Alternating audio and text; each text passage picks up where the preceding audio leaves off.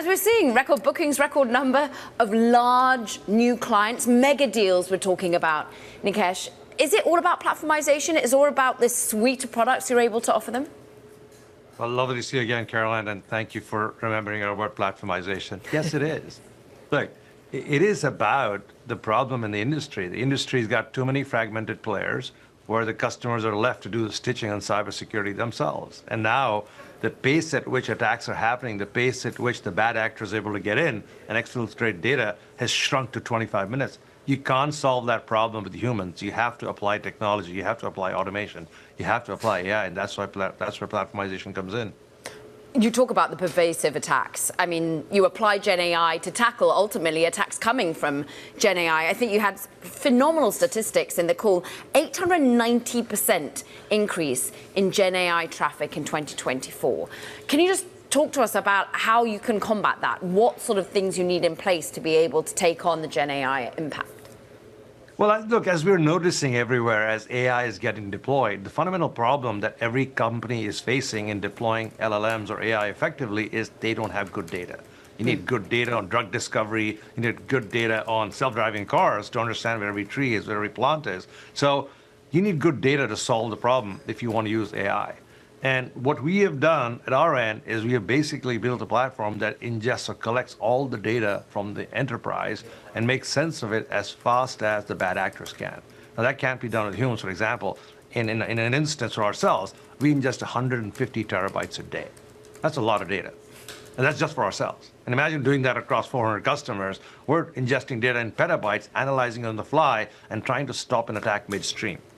That requires tons of technology, tons of AI expertise, because the consequences are disastrous, right? The bad actors are doing that, but they're trying to get it right once. We have to get it right 100% of the time. Okay, so the expertise that you need, you've had organically, but also some inorganic expertise coming on when I think about the identity focus that you've now brought on with Cyberark. It's a deal that, of course, will be folded in the longer term. I don't know. You guys like to call it inorganic. When you hire great people, that's possibly called inorganic, isn't it? Like when Meta goes and hires AI researchers and people hire people, that's inorganic. Yes, we have to get great people from elsewhere because we don't have the prerogative of having best people all the time. So yes, we buy great teams who are doing great work. For 25 billion. This is a $25 billion acqui-hire. Well, we can't get there the way we got here, so we're going to have to make sure that we go ahead. It's not just acqui-hire. It's amazing technology. It's a great bunch of people. And honestly, I think the way to frame it, Caroline, is if you listen to all the narratives I hear in Bloomberg and around in media, we're all worried about agents. We all believe that agents are going to take over the world. We believe there are going to be more agents in companies than there are going to be humans. Now, well, somebody's got to make sense of these agents. Somebody's got to make sure these agents have credentials, they're managed, they're understood, they don't run rogue, they have guardrails.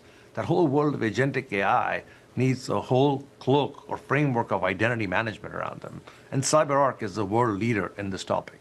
So partnering with them, making them part of Palo Alto Networks, allows us to see ahead and say 2 years from now, 3 years from now, when the world is talking about how to manage all these things, how does Palo Alto get ready and be at the forefront so our customers can solve their problems on deploying AI while we help them with security? What sales synergies do you see in that 2 to 3 years? How do you ensure that you don't get a hit to that margin that some were worried about? Look, we are as the first at-scale cybersecurity company. We crossed a $10 billion revenue run rate. Never been done in cybersecurity. That allows us to leverage scale economics. We run at a 30% operating margin. We run close to 40% free cash flow margins. We are a robust, profitable company.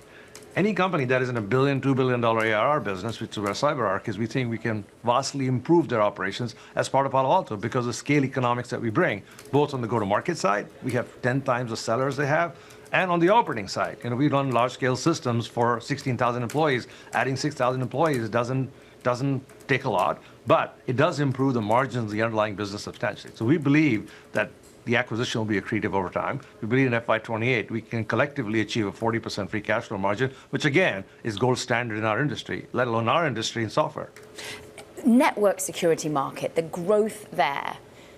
How is that going to evolve with AI workloads? How will that evolve ultimately as the hyperscalers perhaps edge into that area? I mean, it's all about the cloud. How do you see that going forward for you at Palo Alto Networks? Look, as you can imagine, every year the network traffic doubles, and sometimes more than that. So network traffic's not going away. And very simply put, network security is about inspecting every bit. So if you believe the network traffic is doubling or tripling every year, and with the AI coming in, the amount of data that's going to float around, with everything having to be connected, you just expect the network to continue to expand. Today, the edge of the network is humans. Tomorrow, the edge of the network will be agents. It'll be devices. It'll be rigs. It'll be cars. So what we're doing is constantly evolving the perimeter of our network. We're constantly doubling or tripling the amount of data in the network that requires to be inspected. Well, guess what? We are the largest player in network security. We have 30% market share, which means our organic market, to use your word, continues to grow. As long as we make sure the right solutions are available for our customers, we think that market has a long-term sustainable growth rate going into decades.